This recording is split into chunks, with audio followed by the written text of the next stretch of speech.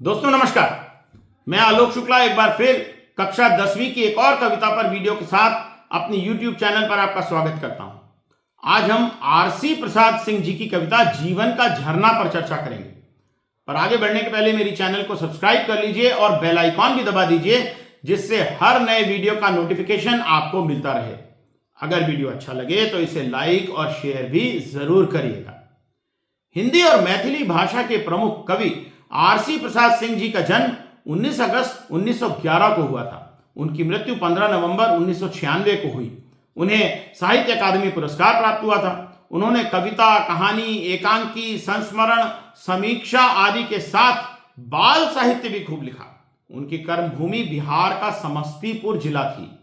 40 के दशक में जयपुर नरेश महाकवि आरसी को अपने यहां राजकवि के रूप में सम्मानित करना चाहते थे। उन्होंने इसके लिए काफी आग्रह भी किया, परंतु आरसी बाबू ने चारण वृत्ति तथा राजाश्रय को ठुकरा दिया। आचार्य हजारी प्रसाद द्विवेदी ने उनके बारे में लिखा है, सचमुच ही ये कवि मस्त है, सौंदर्य को देख लेने पर बिना कहे रह ही नहीं सकता, भाषा पर यह सवारी करता है। आरसी बाबू के प्रमुख कविता संग्रह आजकल, काल्पी, संचयिता, आरसी, जीवन और यौवन आदि हैं। उनकी भाषा में प्रवाह है। प्रस्तुत कविता एक गीत है जिसे सुर में गाया जा सकता है। YouTube की चैनल चंदन तिवारी पुरबिया तान पर चंदन तिवारी जी ने इसे बहुत ही खूबसूरती से गाया है। मैं उनके वीडियो का लिंक डिस्क्रिप्शन बॉक्स में दे रहा हूं। आप ये गीत चंदन तिवारी जी की आवाज में अवश्य सुनिएगा और बच्चों को भी सुनाइएगा। तो आइए कविता पढ़ते हैं। यह जीवन क्या है, निर्झर है, मस्ती ही इसका पानी है, सुख दुख के दोनों तीरों से चल रहा राह मनमानी है। ये जीवन क्या है, निर्झर है, कब फूटा गिर के अंतर से, किस अंचल से उतरा नीचे, किस घाटी से बहकर आया, समतल में अपने को खींचे। निर्झर में गति है, जीवन है, वह आगे बढ़ता जाता है। धुन एक सिर्फ है चलने की, अपनी मस्ती में गाता है। ये जीवन क्या है, निर्झर है, मस्ती ही इसका पानी है। इस कविता में कवि ने एक रूपक बांधा है। कवि ने जीवन को एक झरने के समान बताया है। कवि कह रहे हैं कि जीवन एक झरने के समान है। मनुष्य को सदैव प्रसन्न और आनंदित रहना चाहिए, मस्ती में रहना चाहिए। मस्ती ही जीवन रूपी झरने का पानी है। मनुष्य को कठिनाइयों से प्रभावित नहीं होना चाहिए, बल्कि हमेशा ही मस्ती में रहना चाहिए। जिस तरह से झरना पर्वतों से निकलकर जब समतल घाटी में आता है तो उसे ये याद ही नहीं रहता कि वो कहां से आया है, इसी तरह से हमें जीवन के मार्ग पर चलते रहना चाहिए। झरना लगातार बहता रहता है, उसमें गति है, और यही गति, यही लगातार बहते रहना उसका जीवन है। जिस तरह से झरना किसी भी परिस्थिति से डरता नहीं, कठिनाई से घबराता नहीं और आगे ही बढ़ता जाता है, उसी तरह हमें भी जीवन में बिना घबराए, बिना रुके, लगातार मस्ती से गाते हुए आगे बढ़ना चाहिए। यौवन में तो बस आगे बढ़ने की ही धुन है।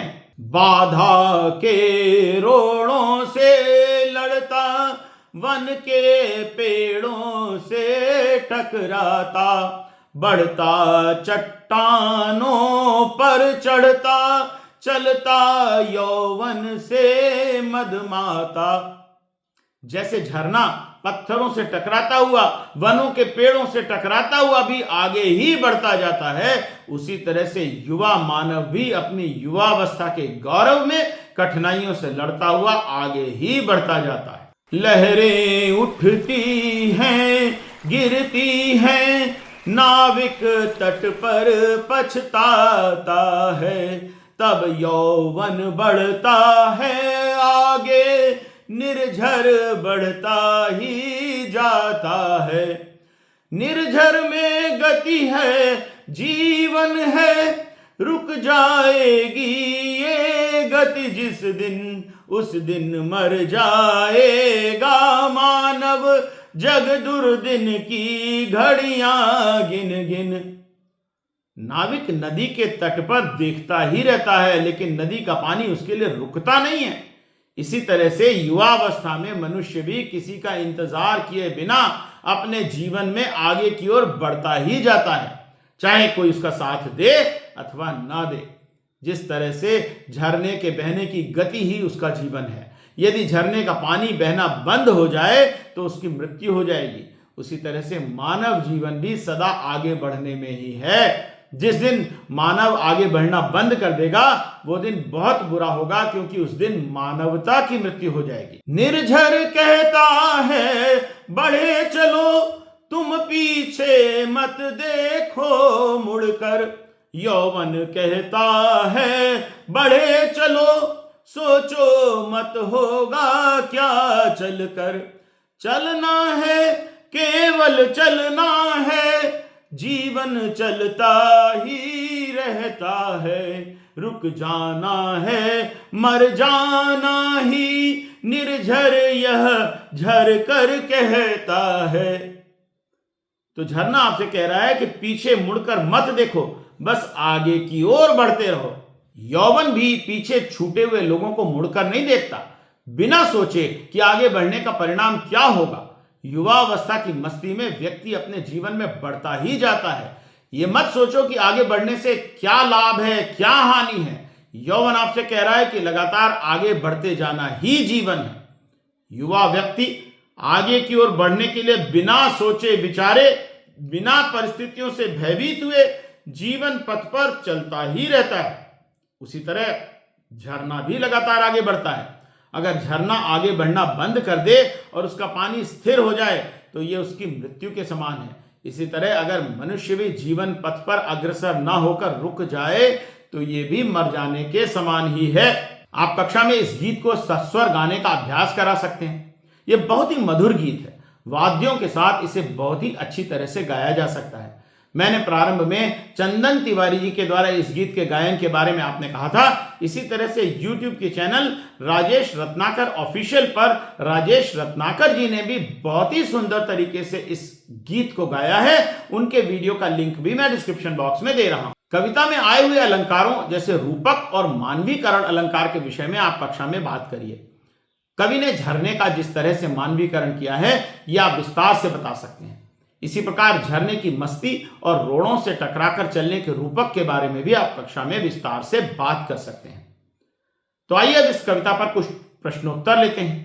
पहला प्रश्न है, कवि ने जीवन की समानता झरने के किन किन रूपों से की है, अपने शब्दों में लिखिए। तो झरने से पहली समानता तो यह है कि झरना रास्ते के पत्थरों और वनों के पेड़ों से टकराकर आगे बढ़ता है। उसी तरह से युवा भी अपने जीवन में कठिनाइयों से बिना डरे आगे बढ़ते हैं। दूसरी समानता यह है कि झरना बिना किनारे पर बैठे नाविक का इंतजार किए बढ़ता ही जाता है, वैसे ही युवा भी बिना किसी के साथ की अपेक्षा के अकेले ही आगे बढ़ते हैं। जिस तरीके से झरने का पानी अगर रुक जाए तो झरना समाप्त हो जाएगा, उसी तरह से जीवन में यदि आगे बढ़ना बंद कर दिया जाए तो यह भी मृत्यु के समान ही है। कविता में आई पंक्ति सुख दुख दोनों के तीरों से कवि का क्या आशय है, मानव जीवन में इनका क्या महत्व है। जैसे झरने के दो किनारे होते हैं वैसे ही जीवन में भी सुख और दुख दोनों ही होते हैं। जैसे झरना अपने किनारों से दूर लगातार बहता ही रहता है, वैसे ही मनुष्य को भी सुख दुख की चिंता किए बिना आगे बढ़ना चाहिए। संपूर्ण कविता में झरना मानव जीवन के विभिन्न भाव बोधों से कैसे जुड़ता है, अपने विचार प्रस्तुत करिए। जैसे झरना मस्ती में इठलाता हुआ आगे बढ़ता है, वैसे ही युवा भी अपने जीवन की मस्ती में आनंद के साथ, प्रसन्नता के साथ आगे बढ़ते हैं। झरने के दो किनारे मानव के सुख और दुख के समान हैं। झरना जैसे पत्थरों और पेड़ों से टकराकर आगे बढ़ता है, वैसे ही मानव भी कठिनाइयों से लड़ता हुआ आगे बढ़ता है। जैसे झरना किनारे बैठे नाविक का इंतजार नहीं करता, वैसे ही युवा भी बिना किसी साथी का इंतजार किए आगे बढ़ने को तत्पर रहते हैं। जैसे झरने का रुक जाना उसकी मृत्यु के समान है, वैसे ही मानव का आगे बढ़ना बंद कर देना भी उसकी मृत्यु के ही समान है।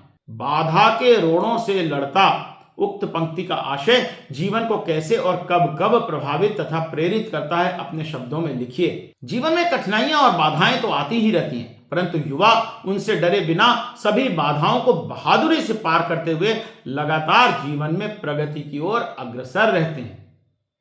जीवन का झरना कविता में मानव का मृत हो जाना क्यों और कब बताया गया है। यदि मानव कठिनाइयों के डर से आगे बढ़ना बंद कर दे, प्रगति करना बंद कर दे, डर कर रुक जाए, तो ये मृत्यु के ही समान है। कविता की उन पंक्तियों को लिखिए जो मानव मन को संघर्ष के लिए प्रेरित करती हैं।